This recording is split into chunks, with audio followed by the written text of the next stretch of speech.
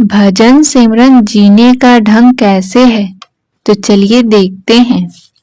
भजन सिमरन का प्रभाव हमारी रहनी में साफ दिखाई देता है। भजन सिमरन करने से हमारे अंदर सद्गुण प्रकट होने लगते हैं।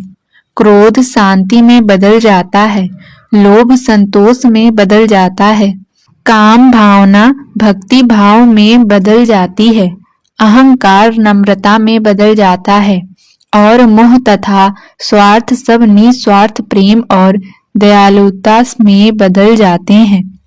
भजन सिमरन का हम पर ऐसा प्रभाव होता है कि हम जो भी काम करते हैं वह बड़ी एकाग्रता और कुशलता से करते हैं, जिससे और अच्छे परिणाम मिलते हैं।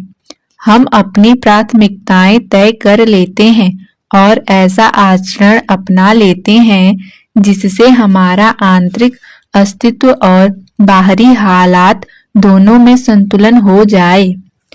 अगर हम अपने रोजमर्रा के काम करते हुए भजन सिमरन का माहौल बनाए रखें तो भजन सिमरन हमारे जीने का ढंग बन जाता है। हो सकता है कि शुरू में भजन सिमरन हमारे दैनिक जीवन का हिस्सा न नजर आए, या ऐसा ही है जैसे कि दो व्यक्ति एक ही घर में रह रहे हों पर दोनों की आपस में बातचीत न हो। लेकिन समय के साथ दैनिक जीवन और भजन सिमरन में तालमेल होने लगता है और दोनों एक दूसरे के सहयोगी बन जाते हैं।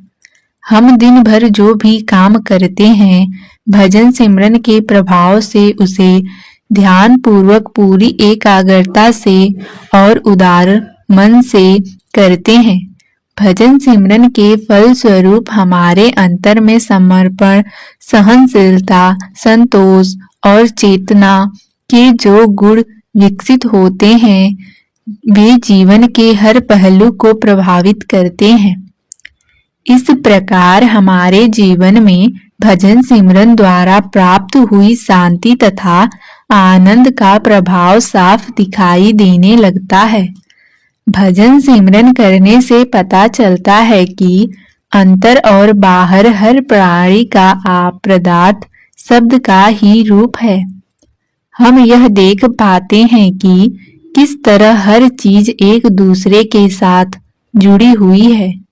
जब हम जीवन के हर पहलू को इस दृष्टि से देखते हैं तो हमारे स्वार्थ और परमार्थ के बीच खड़ी दीवारें गिर जाती हैं। वह अलगाव जो अपने अंतर में बहुत से लोगों को अनुभव होता था धीरे धीरे मिट जाता है। अगर हम भजन सिमरन को अपने दैनिक जीवन से अलग समझते हैं तो इसका कारण है अलगाव की भावना, जिसका हम जीवन के कई पहलुओं में अनुभव करते हैं। हम कहते कुछ हैं और करते कुछ और हैं। हमारी करनी में परमार्थ के लिए हमारी चाह दिखाई नहीं देती। जब हम एक जगह पर होते हैं तो हम चाहते हैं कि हम किसी दूसरे जगह जाएं। हम कर कुछ रहे होते हैं, सोच कुछ और ही रहे होते हैं, क्योंकि हम कभी भी वर्तमान में जीना नहीं चाहते और जहां हम होते हैं वास्तव में वहां होते ही नहीं हैं। इसलिए इसमें आश्चर्य की कोई बात नहीं है कि हमें भजन सिमरन करना इतना नीरस लगता है और भजन में हमारा मन टिकता ही नहीं। लेकिन यह सच है कि असल में भजन सिमरन ही दैत्व की विश्वव्यापी समस्या का एकमात्र इलाज है। यह दैत्व भाव है जिसने हमें न केवल परम पिता परमात्मा और सतगुरु से अलग किया है बल्कि हमें अपने असली स्वरूप से भी अलग कर दिया है। तो चलिए देखते हैं कि वर्तमान में जीना सीखो। एक बार जब महात्मा बुद्ध संगत को उपदेश देने के लिए बैठे थे तो उन्होंने बिना कोई शब्द कहे अपने हाथ में पकड़ा हुआ एक फूल ऊपर उठा दिया। उन्होंने पल भर के लिए हाथ में पकड़ा हुआ फूल उसी तरह ऊपर उठाए रखा और फिर चुपचाप वहां से उठकर चले गए। उन्हें बस इतना ही कहना था। उनका सत्संग सुनने के लिए एकत्र हुए हजारों लोगों में से केवल एक व्यक्ति ही उनके इस गुण रहस्य को समझ पाया। उसका अंतर प्रकाश से भर गया और वह पूर्ण ज्ञानी बन गया। महात्मा बुद्ध यह उपदेश दे रहे थे कि हमारे पास केवल यही एक क्षण है। उस क्षण में जो कुछ है वह पूर्ण है।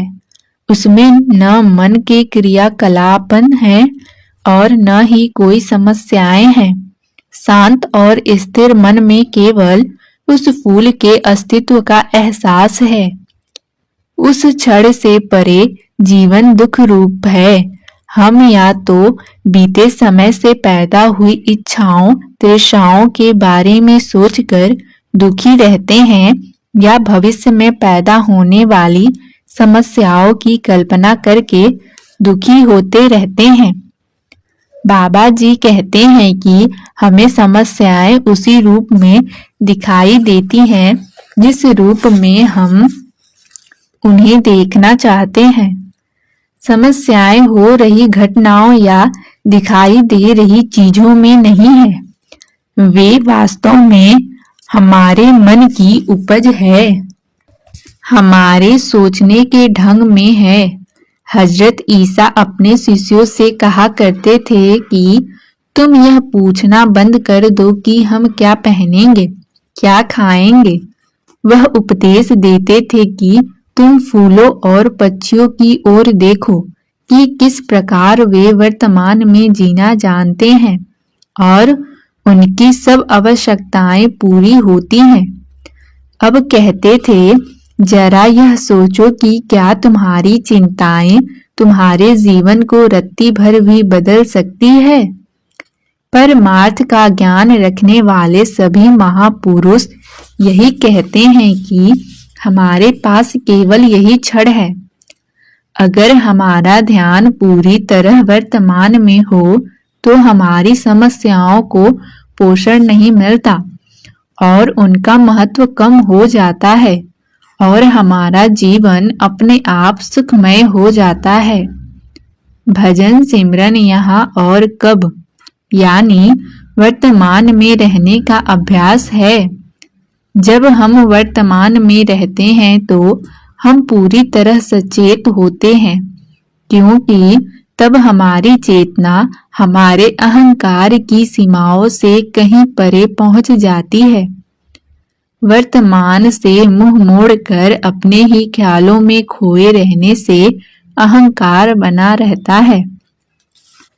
हम हर समय या तो बीते समय को याद करते रहते हैं या भविष्य के बारे में सोचते रहते हैं और लगातार सोचते रहने की आदत के कारण अपनी इच्छाओं और परेशानियों में डूबे रहते हैं। इस तरह हमारा अहंकार बढ़ता है।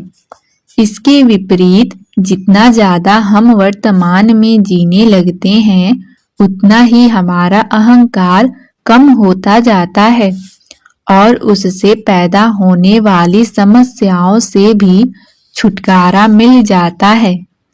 दिन भर भजन सिमरन में ध्यान रखना वर्तमान में जीने का आसान तरीका है। इसके साथ ही यह मन द्वारा पैदा की गई फिजूल की परेशानियों और दुखों से बचने का साधन भी है। संसार में सबसे कीमती है हमारा वर्तमान। न कुछ भविष्य में होता है न ही अतीत में। जो कुछ भी होता है आज और अभी होता है, यानी वर्तमान में होता है। वास्तव में अस्तित्व केवल वर्तमान का है। वर्तमान को छोड़कर बीते हुए कल या आने वाले कल में हम कुछ नहीं कर सकते, न करने की सोच सकते हैं।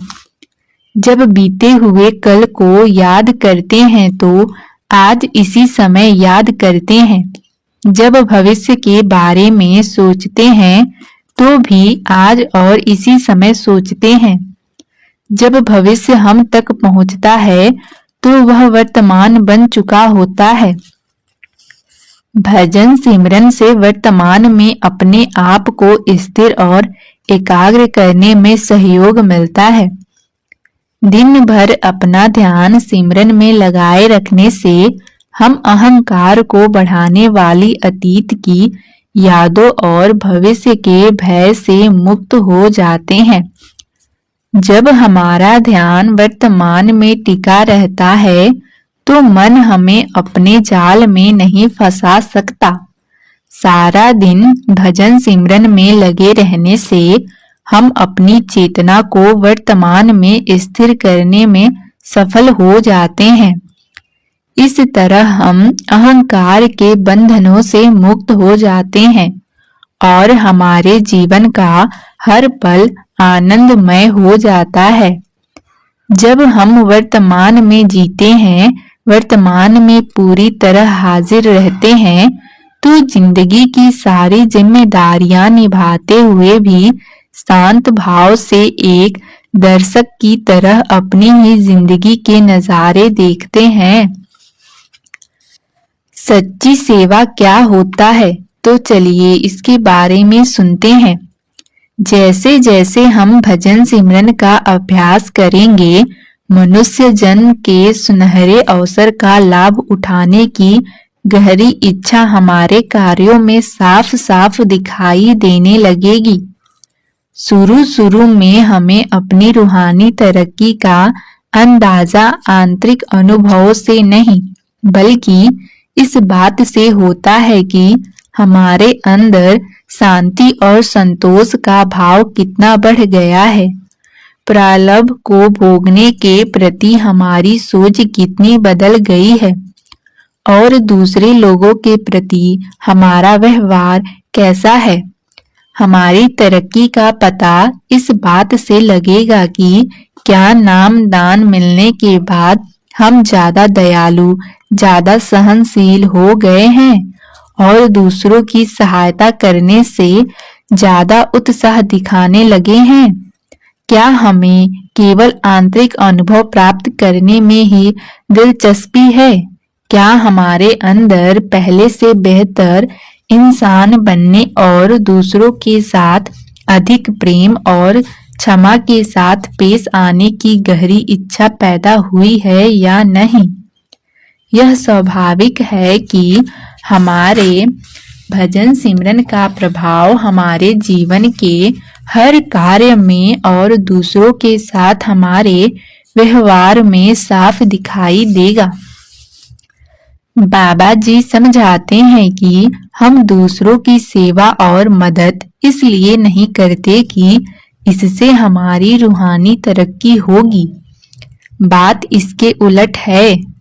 ज्यों-ज्यों भजन सिमरन में तरक्की होती है, हमारे अंदर कुदरती तौर पर दूसरों की सेवा सहायता करने की इच्छा बढ़ती जाती है। हमारे अंदर सेवा भाव जागृत होना इस इच्छा का ही परिणाम है।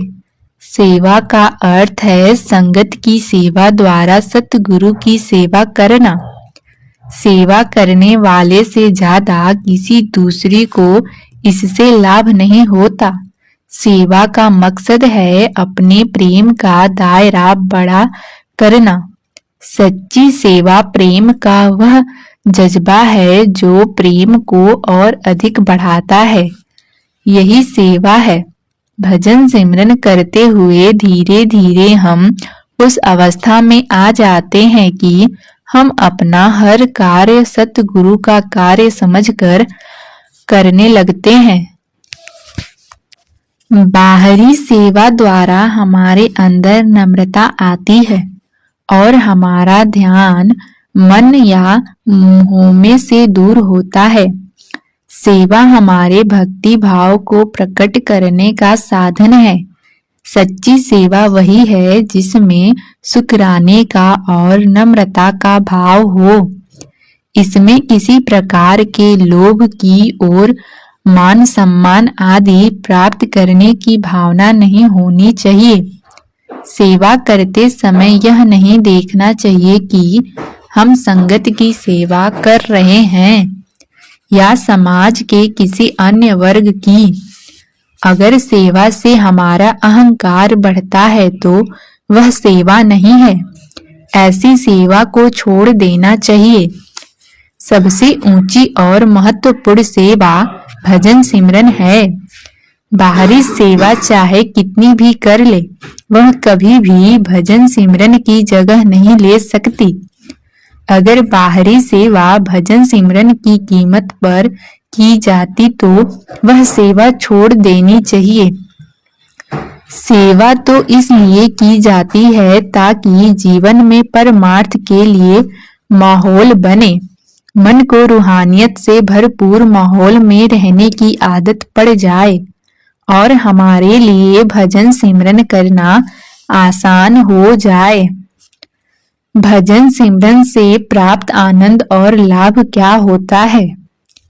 ज्यों-ज्यों भजन सिमरन में तरक्की होती है और मन स्थिर होने लगता है, हमें अपने अंदर सच्चे आनंद और सच्ची शांति का अनुभव होने लगता है।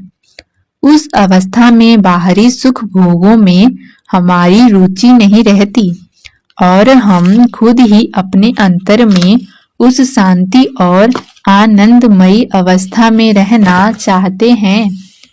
भजन सिमरन में सफलता मिलने से हमें यह अनुभव हो जाता है कि भजन सिमरन धन दौलत से कहीं अधिक कीमती है।